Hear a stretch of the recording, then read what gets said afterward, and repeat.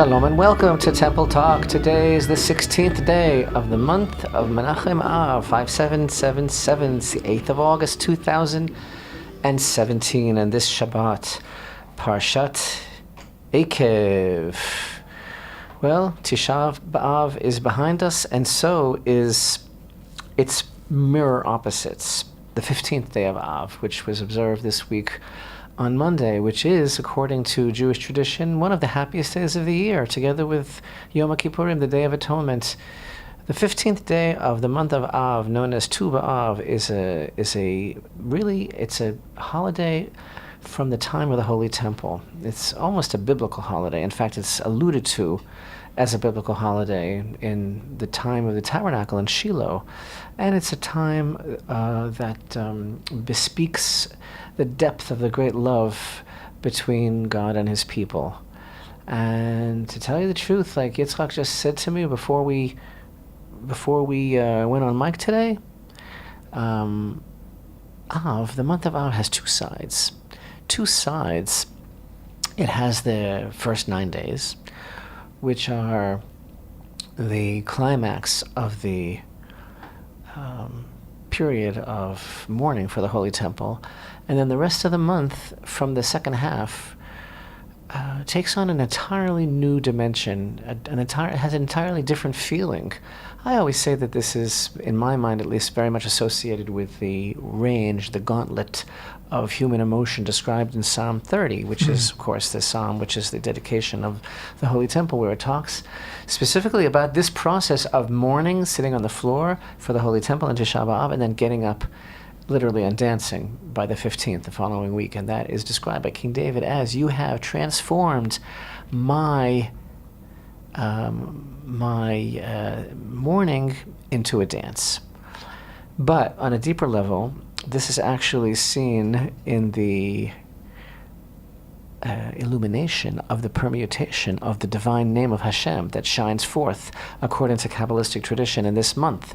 After all, the four-letter name of God, Yud, He, and Vav, and He, can be arranged 12 different ways. And in fact, it is arranged 12 different ways in terms of the secret of how God's is relating to the universe each month. And this has to do with one of the special intentions that a person has in mind when they're praying the additional service according to the Arizal. But in any event, the name associated with the month of Av, we find that the second half of it straightens out, as opposed, this is what I should have introduced with it, as opposed to the name that shines forth in the month of Tammuz, which is completely backwards, which is an allusion to the din, the harsh judgment that is kind of dominant in that month, the month of Tammuz, because that was the month that was entirely taken up with the spy's journey.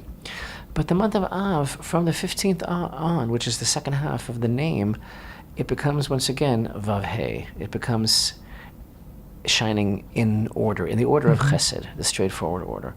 And the truth is, as I mentioned last week, the period of time that we're in now is like the anteroom, the vestibule, the hallway leading into the High Holy Days. Yeah, absolutely. And this is kind of like we have now officially begun walking down that corridor towards the holy month of Elul, which is Elul, right. the month of Elul, which is our emergency room, which is our operation prep for the High Holy Days. And the second half of the month of Av leads into that.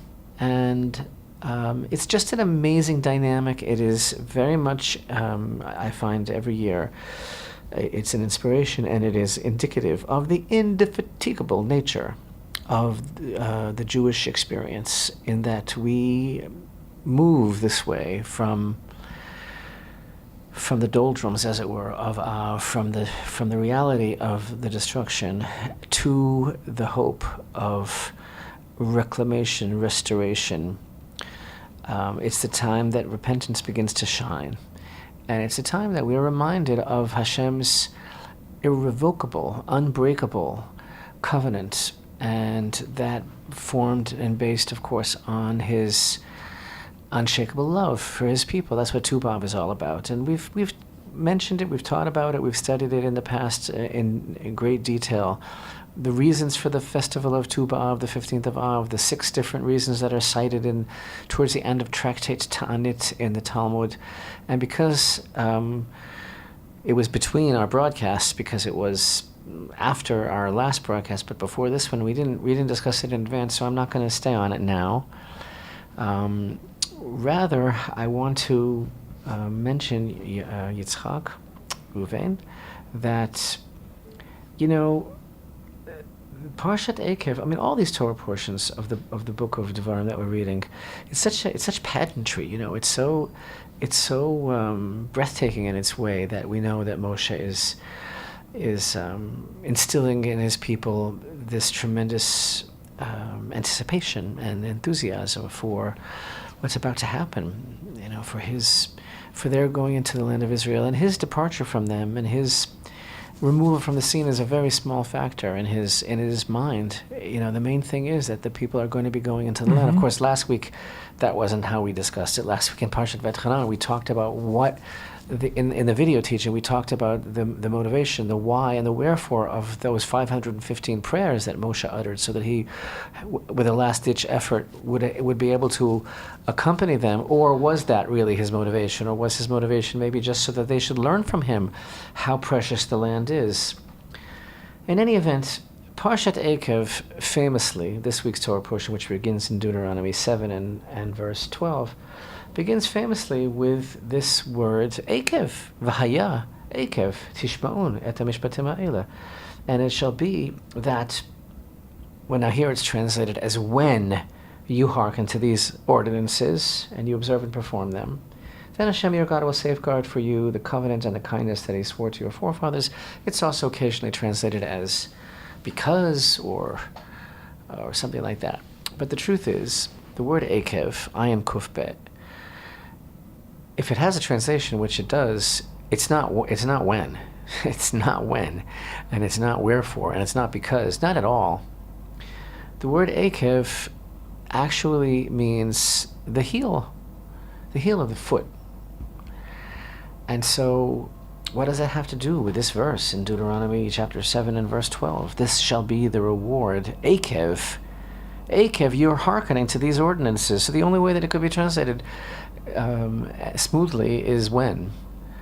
But we have a very rich tradition regarding this verse that Rashi cites, which is that the implication, the illusion that Torah is giving us is that when Hashem says, I want you to keep the mitzvot, this is going to be your reward when you hearken to these ordinances. And these, by the way, because it says, Ekev tishmun et mishpatim ha'ele. So this is definitive. Hashem is saying, when you will listen to these particular ordinances. So the tradition that our sages cite is that there's an allusion going on here, not just to any of the commandments, but to specific commandments, which are those that a person tends to crush underfoot.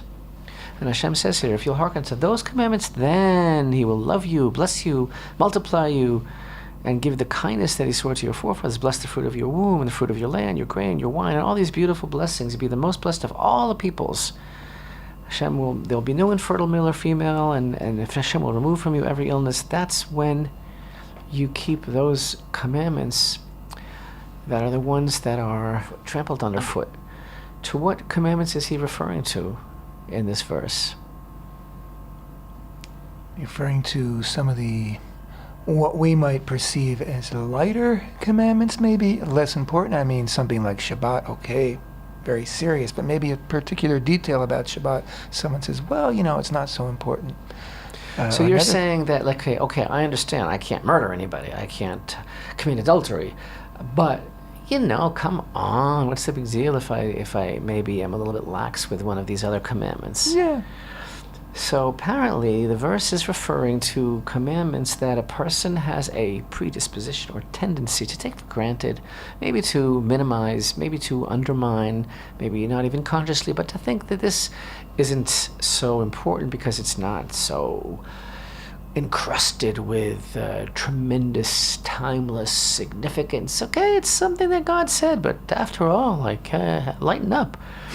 So basically, the idea that our sages are broadcasting to us in their interpretation of why the Torah uses this incredibly unusual rare usage of the word Ekev, which the Parsha is named for that word that appears in this verse, is that Hashem is saying, you don't know how much the mitzvot are worth. I never told you.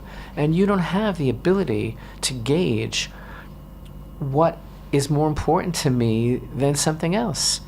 And you don't know the reward for the mitzvot. So basically, don't pick and choose. Don't go thinking this is a cafeteria. Take your tray, walk down the aisle. I'm in the mood for green peas today, but I'll forgo the mashed potatoes. It's cafeteria-style Judaism. I like this mitzvah today, but I don't feel like that one is not so PC. Or that one is not so, that one, I don't understand it. It offends my sensibilities. We've evolved since then, or whatever. Or another metaphor, Rabbi, another mashal, a marriage. Your spouse has certain expectations, and as do you, and there's certain rules, and you understand one another, and you are conscious of that, and you respect one another and act appropriately. But so you walk in one day and you don't wipe your feet at the front door because, not so important. Your wife might get very upset, and she should. That is just as important. Why do I have the feeling that you're telling us a story from your personal experience? No, this is like coming from somewhere far away, Rabbi. Just total inspiration. It's a relationship we have with God. And yes, the small things are just as important as the big things. The light things are as important as the heavy things. Who are we to decide?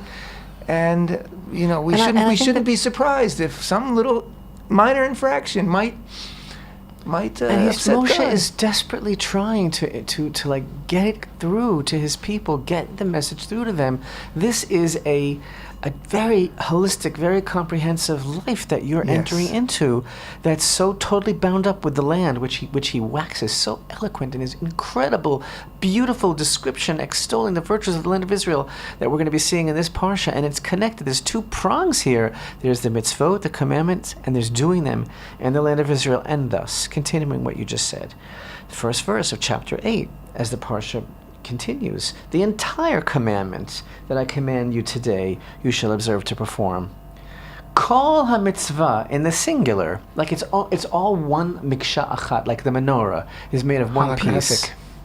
It's holographic. Right. It's so amazing. The first verse in chapter 8 begins, the entire commandment that I command you today, you shall observe to perform, so that you may live and increase and come and possess the land that Hashem swore to your forefathers. And I'm so sorry to say this, because I'm not sorry, but I'm sorry if you're upset with me, but I know people get upset when we say these things, but the fact is, it doesn't say anything here about keeping these commandments in Cincinnati or Minneapolis or Los Angeles or El Paso or the Five Towns or Far Rockaway or Brooklyn or Muncie. Not to mention the anywhere else in the world. You just mentioned North America right now. There's lots of other places. It doesn't say anything about keeping them in Nepal. It doesn't say anything about keeping them in Kamchatka or any place else. Those are cold places. It doesn't say anything about keeping them in Belize or in Tierra del Fuego, for Keep that going, matter. Rabbi. Keep going. You're on a roll. It says, keep them in the land. That is the program. And so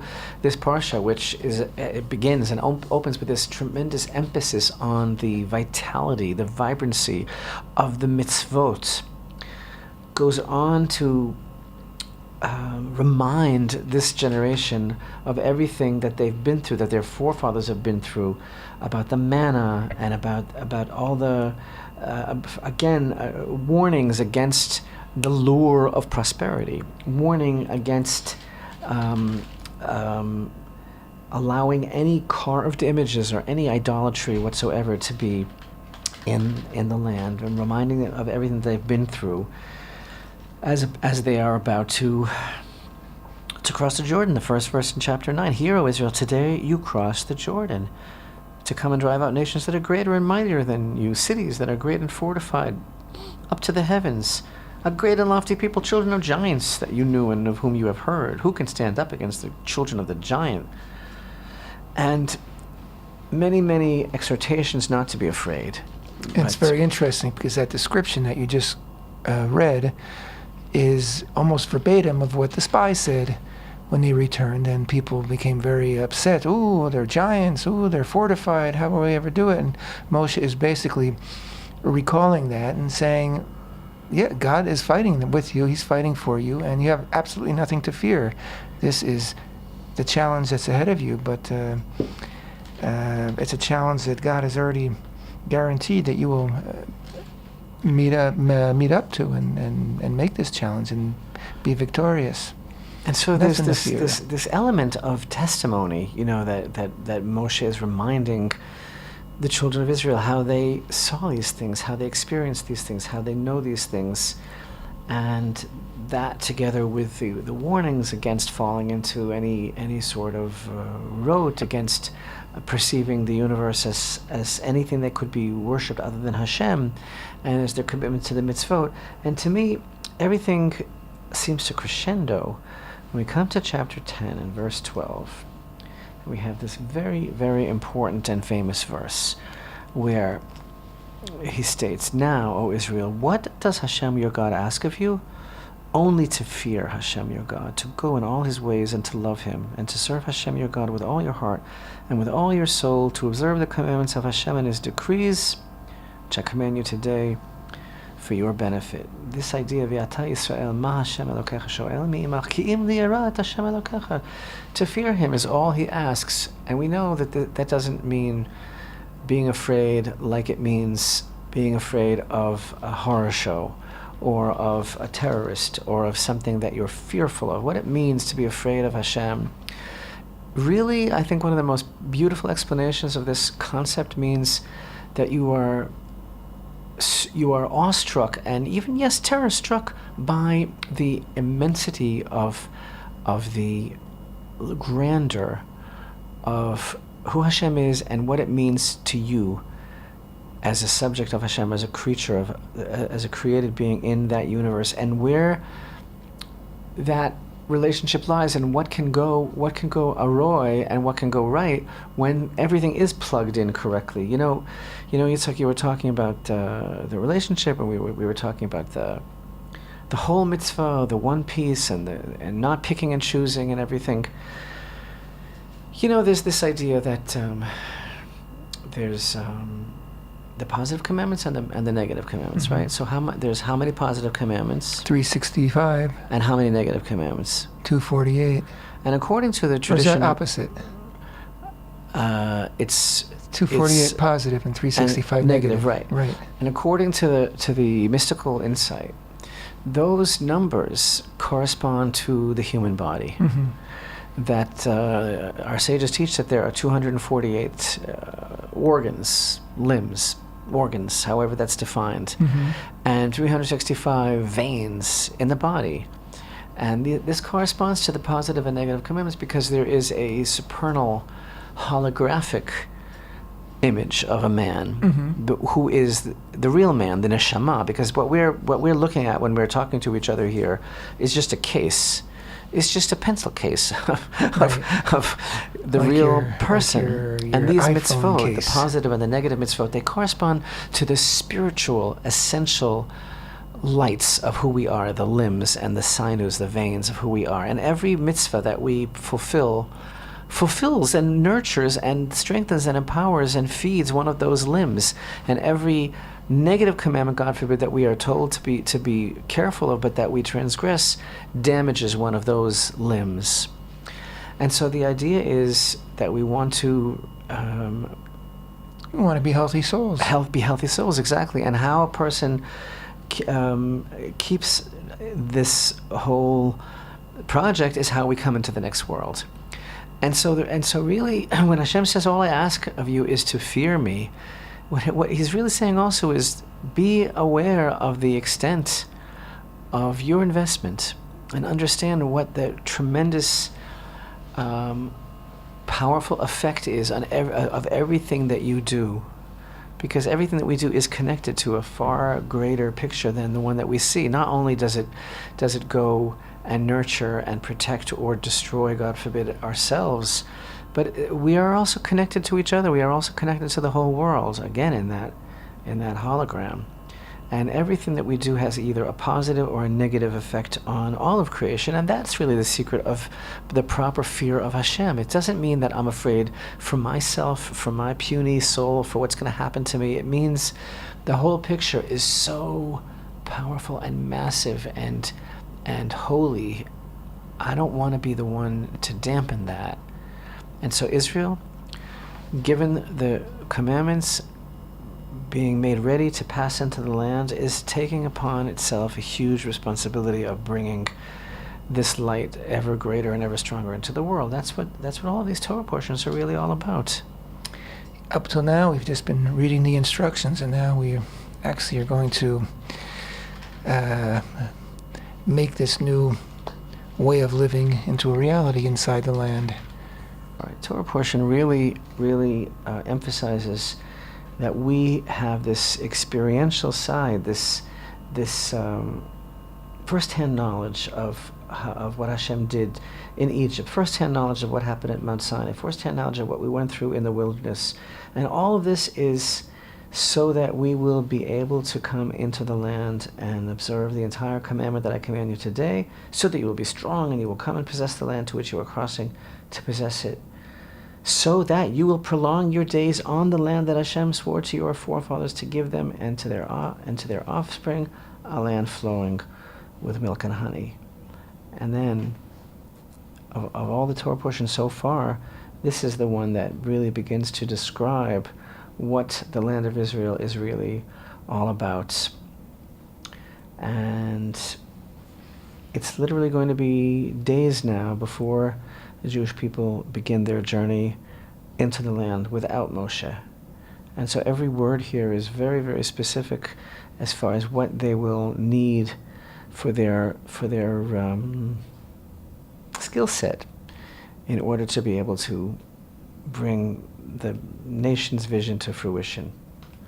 That's where we're at now in the middle of the month of Av as we prepare for a new year, really. We're beginning right now to start getting the light of the new year and to be ready for that. Stay with us. We'll be right with you, right back on Temple Talk.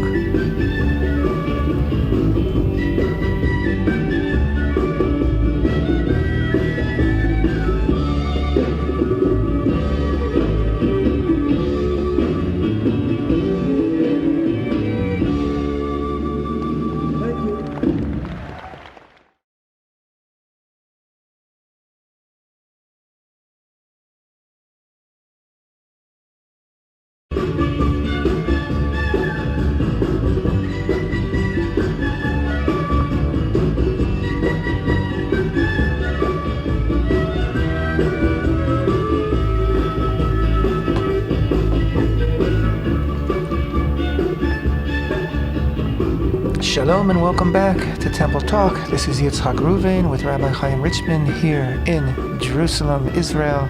Today is the 16th day of the month of Av, 5777, August 8th, 2017.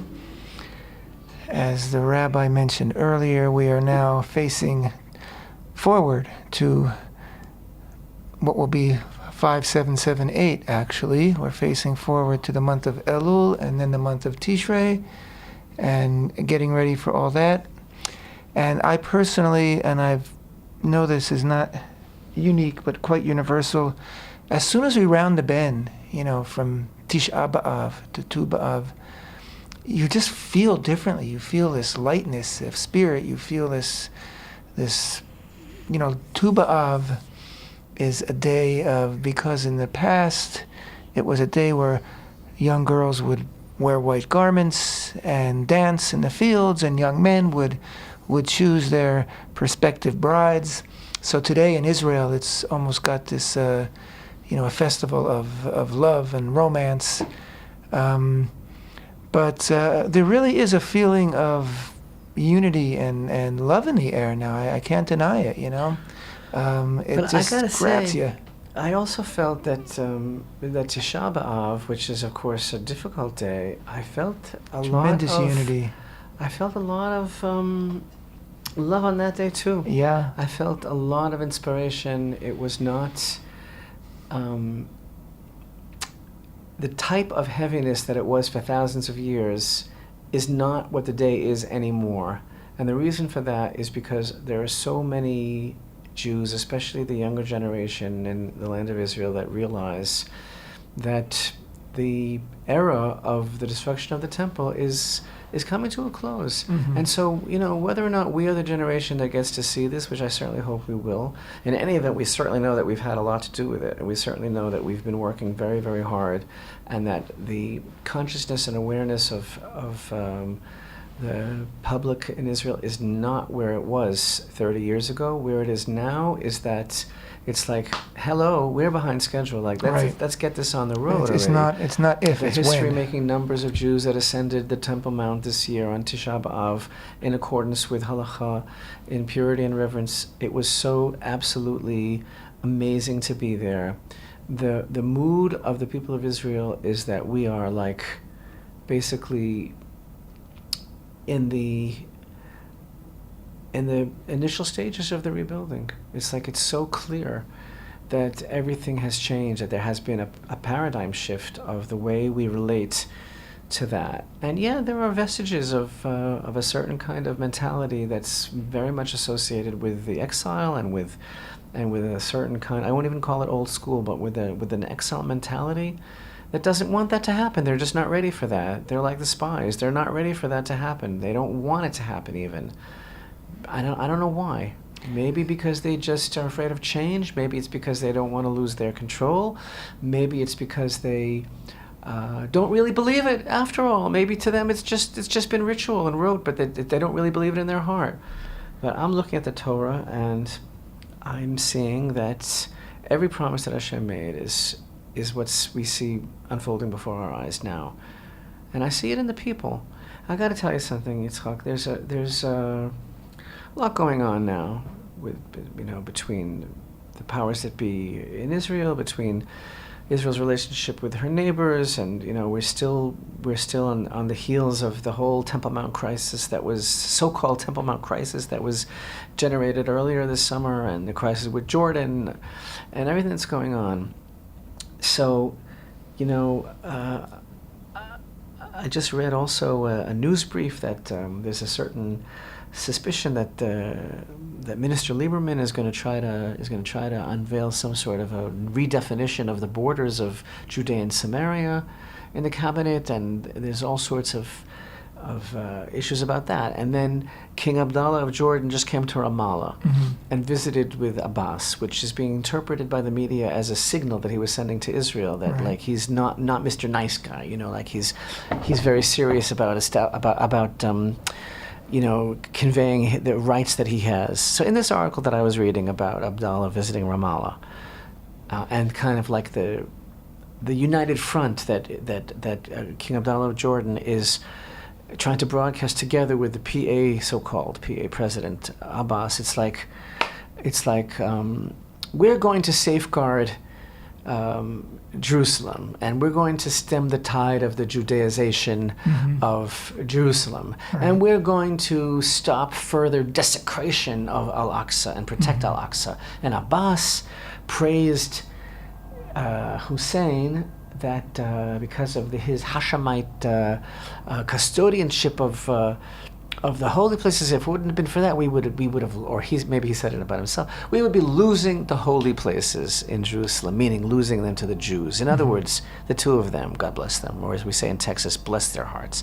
They are viewing every Jew who ascends the Temple Mount as a further erosion of the Islamic holy places, of a desecration of Al-Aqsa. They want all of this to stop. Right.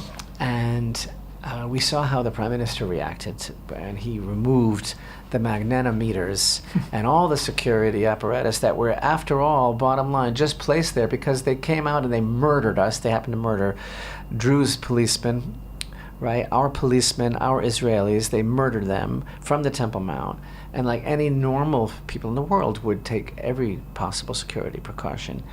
But instead, of course, because the world is upset with us, or the Arabs are upset with us, or Trump is upset, we had to take them down because it's a dishonoring of the status quo, which is that status quo means everything is in favor of the Muslims and everything is against the Jews. Including the right to kill including the right to kill. Right. But my point it. in all this is very simply at the end of this Torah portion of Ekev, I'm reading in chapter 11 and verse 22, 4. If you will observe this entire commandment that I command you, to perform it, to love Hashem your God, to walk in all his ways and to cleave to him, Hashem will drive out all these nations from before you, and you will drive out greater and mightier nations than yourselves. Every place where the sole of your foot will tread. I love this. I got to start again. Every place. I just have to savor this. Kol hamakom asher tidroch kaf raglechem bo lachem yehiyeh min hamidbar v'alevanon min hanahar nahar prat v'ad hayam ha'acharon yegvuchem. Every place where the sole of your foot will tread shall be yours, from the wilderness and the Lebanon, from the river, the Euphrates River, until the western sea shall be your boundary. No man will stand up against you. Hashem your God will set your terror and fear on the entire face of the earth where you will tread, as he spoke to you. I mean, that is so the opposite of our little quizzling, scurrying, hamster wheel, gyrational, neurosis, reactionary policies regarding this cast of unsavory, clownish characters, Abbas and Abdallah and Trump and all of them. Im kol hakavod, really, all due respect to all these wonderful leaders, what in the world does that have to do with what I just read? Right. By the way, what you just read, you mentioned the Lebanon. You mentioned Lebanon in that, which last week, of course, was an allusion to the Holy Temple. But this week, it's actually talking about the land. But it's also an allusion to the Holy Temple this week. That's where our feet go. That's where the soles of our feet walk on that, and it becomes ours. And that's exactly what is terrifying them. And that's exactly what it says it should terrify them. They should be running scared. Exactly. So I'm saying, talking about living with the times, talking about living with the Torah, talking about the Torah not being a storybook, but it being divinely orchestrated at every moment. I mean, here, all this is going on, right? This tremendous initiative in the Muslim world to tighten their stranglehold on the Temple Mount and on Jerusalem, and selling that bill of goods to the world about how Jerusalem is occupied, or even at best how it's the cradle of three great religions, and all this stuff, where of course the Jewish people are always mentioned last. The idea is, and then like I mentioned, Lieberman. I don't know what his game is. I don't trust him. And this whole thing about gerrymandering, or about whatever he thinks he's going to suggest about borders, or about Jewish communities in the biblical heartland. This is all that I know. Hashem says here's the deal. You observe this entire commandment. I think that was extremely well articulated in this week's Torah portion several times. Whether you start from the Ekev, the heel commandments, the ones that those are the ones that you don't care about, or we're talking about how it says kol ha-mitzvah, the whole mitzvah. Here again in this verse, if you will observe this entire commandment. I never saw so many times in one Torah portion where Hashem is emphasizing, I'm talking about the whole thing. If you'll perform it, to love Hashem your God, and before we read, to fear him, which means that you understand the repercussions of your actions for yourself and for the whole universe, to walk in all his ways and to cleave to him. Hashem will drive out all these nations from before you, and you will drive out greater and mightier nations than yourselves. That's not even the problem. But in any event, the point is, here's your borders, and it's every place where the sole of your foot will tread shall be yours. From the wilderness and the Lebanon, from the river, that is the Euphrates, the western sea, no man shall stand up against you. If no man will stand up against you, what in the world do we have to play this ridiculous game for? What are we pussyfooting around for? This is the difference between living for Hashem, living for the divine purpose, destiny of what we are supposed to be doing in this land, or just saying, oh, how wonderful and sweet the Jews have a homeland. They came home to their ancient land, and now we're a nation like other nations, and we run the nation like nations run their nations. No, we're not supposed to run the nation like nations run nations. We're supposed to run it according to the Torah, and that's the whole deal. And nothing else fits here. Nothing else fits in with this land, because the Jewish people in their land are not like other peoples in other lands.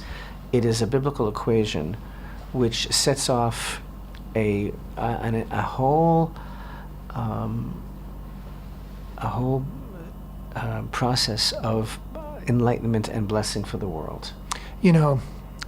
another byproduct maybe of all we're reading, not really a byproduct, but something which I notice is, if you recall 3 books ago, 40 years ago, when God first spoke to Moses in the desert, Moses was, "Ooh, I can't speak. I'm not articulate. I can't express these things to Pharaoh or to the people of Israel. Choose somebody else. I'm not good with words." He was emphatic about the fact that he couldn't possibly be the deliverer of God's message or of the redemption of Israel from Egypt.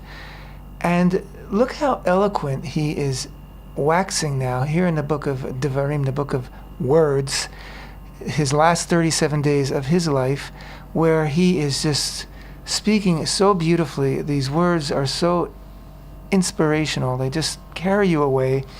And I don't think it's because he spent 40 years in the desert, reading books on how to be more articulate, or, go to Dale Carnegie or anything. I think it's because he is so completely taken and inspired and charged by what is about to happen for his people.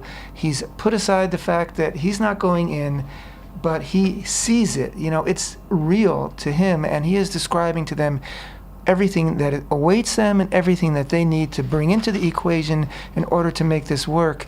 And his eloquence here is just an expression of his complete trust and faith and confidence in God and in his people, and certainly in the beauty and the essence and the potential of the land of Israel.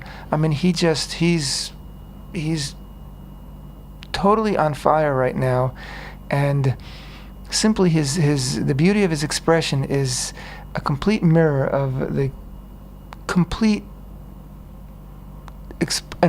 expression of his utter faith and confidence that this is all going to happen. And you mentioned earlier, Rabbi, the difference in the atmosphere and the feeling this Tisha B'Av from earlier years. The feeling of unity, the feeling of hope, the feeling of change, the feeling of people taking all these concepts like building the temple and making it ours, making the Temple Mount ours, and finally acting on them. And I feel there's a parallel there because just like Moshe Rabbeinu, when he started his journey, he didn't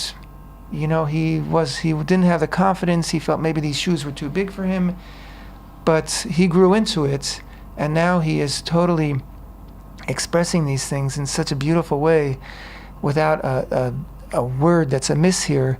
And I feel that the people in Israel today, especially the younger generation, as you said, are coming into their own and are expressing themselves with their words and with their feet and with their actions so emphatically and so beautifully, and that makes all the change. That changes everything within and without. Just like you just read, everywhere your feet tread, it's yours. Just walk with that confidence, and it's yours. Walk with that faith. Walk with that determination. Walk with that relationship with God, and it's yours. So in chapter 8, Moshe says, "For Hashem your God is bringing you to a good land, a land with streams of water, of springs and underground water coming forth in valley and mountain, a land of wheat, barley, grape, and fig and pomegranate, a land of olive oils and date honey, a land where you will eat bread without poverty. You will lack nothing there, a land whose stones are iron and from whose mountains you will mine copper. You will eat and you will be satisfied, and bless Hashem your God for the good land that he gave to you." 3 times in this one section do we have the expression good land, and every word here is replete with tremendous meaning. The ideas here about the 7 species and what it means that you will eat bread without poverty, not because there's nothing else to eat, but because everything is so perfect. Every word here is amazing. And then, of course, later on in chapter 11, where Moshe continues to extol the virtues of the land.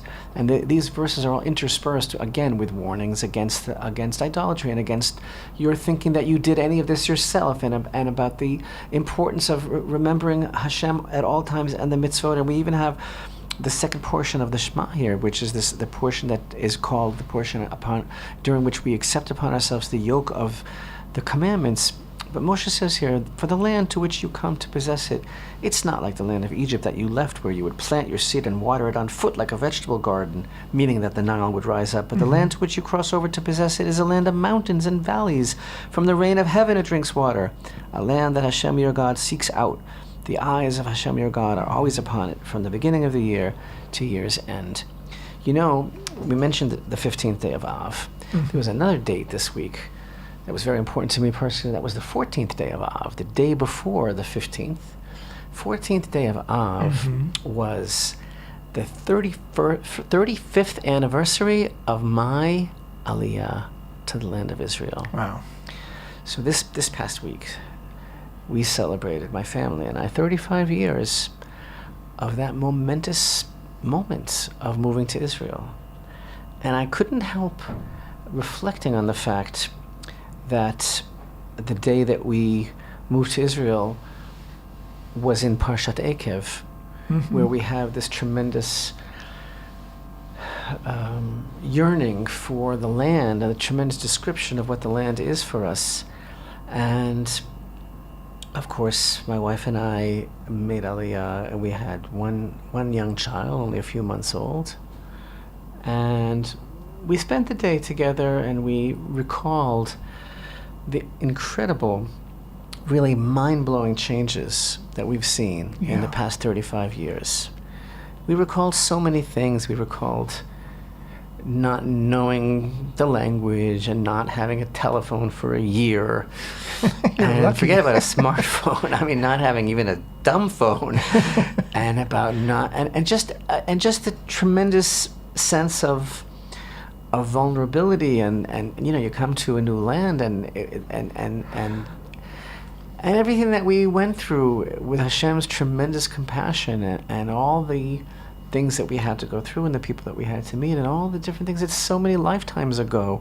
So much has happened, and I'm thinking about what all of this means to me, the land of Israel, the tremendous privilege, blessing, unspeakable delight of every moment that we live, because we live in this land.